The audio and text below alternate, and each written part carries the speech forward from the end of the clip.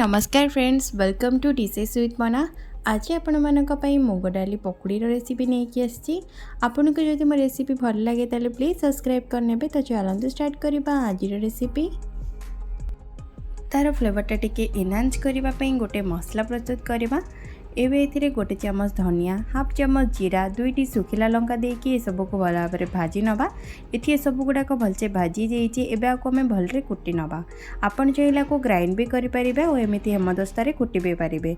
आपको पूरा fine paste करेंगे, टिके दरदरिया टाइप रखिए। ये रेडी जाइए। चलतु एवं नेक्स्ट प्रोसेस को जीवा।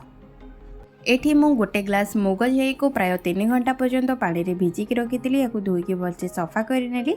एवं गोटे ब्लेंडिंग जार को नहीं जिबे, ताकू भलसे ग्राइंड करने। आपन ए बिल्कुल भी पानी ऐड करेंगे, ये भलसे पेस्ट हो। अधा देकी मुझे भल भाव ये ग्राइंड करनेली। देखी पड़े एमती आपको चिकन करके ग्राइंड करे। ए बिल्कुल भी पानी ऐड करेंगे ना, ये पूरा पतला हो। देखी पड़े बिना पानी रे भी केतिक पतला अच्छी। एवं आउ गोटे बैटर को भी आम एमती ग्राइंड करनवा। ये आमर रेडी हो जाइए सब गुड़ाक बैटर। आमे मुग डाली पकोड़ी रे टिके क्रिस्पीनेस आनिबा एबे एथिरे मु किछि चाउल गुंड को ऐड करनेली। 2 चामच चाउल गुंड, किछि कंचा लंका और किछि अदा को काटिक रखितली ताकू देदेली। और सब को भलसे मिसई नेली। एबे एथिरे आउ किछि इंग्रेडिएंट्स को आमे ऐड करि नबा। गोटे छोट साइज रो प्याज, किछि धनिया पत्र एमिति पूरा छोट छोट करके आको काटिक रखिबे।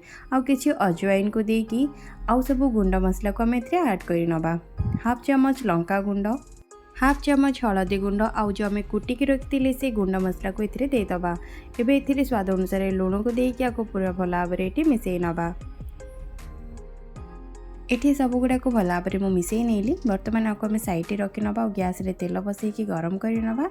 गैस रे ऑलरेडी तेल को गरम कर नहीं। एबे एथिरे आम अल्प अल्प देकी मुगर बैटर को आपणकर जेतिक साइज दरकार, छोट बड़ जहाँ भी आपन ता अनुसार ये करे और छाणी ने। मुझे छोट छोट करके सबको छाणी ने। देखो आर गोटे साइड एवं हो गला। बार पक साइड को आम आपको लेउटी नवा।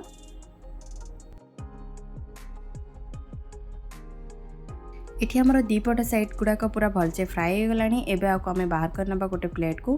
गोटे प्लेट रे टिश्यू होबा नॉर्मल पेपर रे आपन रखि नेबे, ताकि तार एक्स्ट्रा ऑयल रिमूव हो जिवो। एबे एमिति आउ बाकी सब गुड़ाक मुग पकोड़ी को आम तेल रे देकी एमिति फ्राए कर नबा।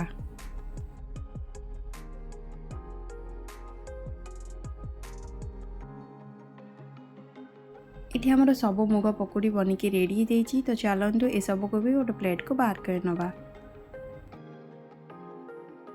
आमर ये सब पकोड़ी बनिकी रेडी हो गला। तो चलतु आपको प्लेटिंग कर नबा। आपण मैंने देखिले मुग पकोड़ी मु केमिति प्रस्तुत कली। आपण ए वर्षा दिन में आपको बनैकी खातु। केमिति लगिला कमेंट सेक्शन में मतामत निश्चय जनइबे। आपन देखा पुणी थे गोटे नुआ रेसिपी सहित। से पर्यंत tata bye bye, love you all.